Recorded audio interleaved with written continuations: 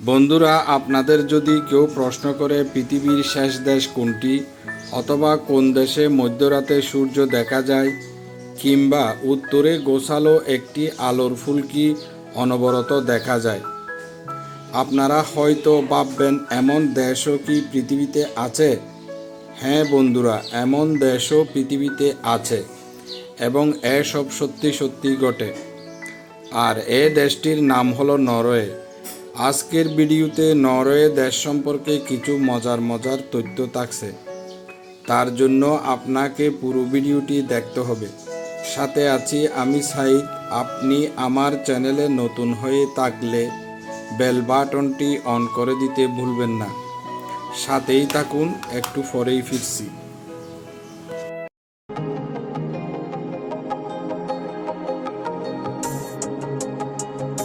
Norway একটি Scandinavian দেশ যা ইউরোপের উত্তর পশ্চিম অংশে অবস্থিত।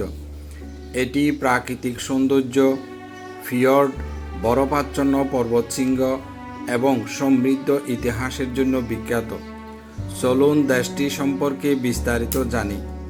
নরওয়ের রাজধানী অসলো, সরকারি ভাষা নরওয়েজিয়ান, মুদ্রার নাম নরওয়েজিয়ান ক্রোন, জনসংখ্যা প্রায় 5.5 মিলিয়ন, সরকার ব্যবস্থা সাংবিধানিক রাজতন্ত্র এবং সংসদীয় গণতন্ত্র। নরওয়ের রাজার নাম রাজা হ্যারাল্ড বি। নরওয়ে ইউরোপের উত্তর পশ্চিমাংশে অবস্থিত এবং সুইডেন, ফিনল্যান্ড এবং রাশিয়ার সঙ্গে স্থলসীমা ভাগ করে। দেশটি আটলান্টিক মহাসাগরের উপকূলে অবস্থিত এবং বহু মনোমুগ্ধকর ফিয়র্ডের জন্য বিখ্যাত। গ্রীষ্মকালে মধ্যরাতের সূর্য, যাকে বলা হয় মিড নাইট সান, এবং শীতকালে উত্তর আলো নর্দার্ন লাইট বা অ্যারোরা বোরোলিস দেখা যায়। জলবায়ু মূলত ঠান্ডা, তবে উপকূলীয় অঞ্চলে উপকূলীয় আবহাওয়া অনুভূত হয়।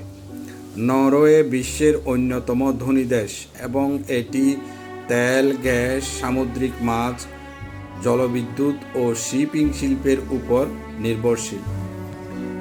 এটি বিশ্বের অন্যতম বৃহৎ তেল ও প্রাকৃতিক গ্যাস উৎপাদনকারী দেশগুলোর মধ্যে একটি। নরওয়ে সার্বজনীন কল্যাণ ব্যবস্থা বজায় রাখে, যার ফলে নাগরিকেরা বিনামূল্যে স্বাস্থ্যসেবা ও শিক্ষার সুবিধা পায়। সংস্কৃতির ক্ষেত্রেও নরওয়ে পিছিয়ে নেই। নরওয়ের লোকসঙ্গীত, লোকগল্প, বাইকিং ঐতিহ্য এবং স্কি খেলার ঐতিহ্য সুপ্রাচীন। দেশটির সমাজ খুবই শান্তিপূর্ণ ও প্রগতিশীল এবং এটি বিশ্বের অন্যতম সুখী দেশ হিসেবে পরিচিত।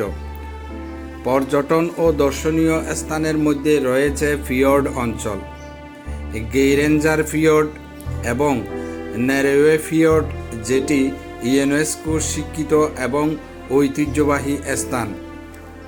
উত্তর আলো বিশেষ করে ট্রমসো এবং লোফোটেন দ্বীপপুঞ্জ থেকে ভালোভাবে দেখা যায়। দেখার মতো আরেকটি জায়গা হলো রাজধানী শহর অসলো, যেখানে রয়েছে রাজপ্রাসাদ, ভাইকিং জাদুঘর ও বিখ্যাত অপেরা হাউস।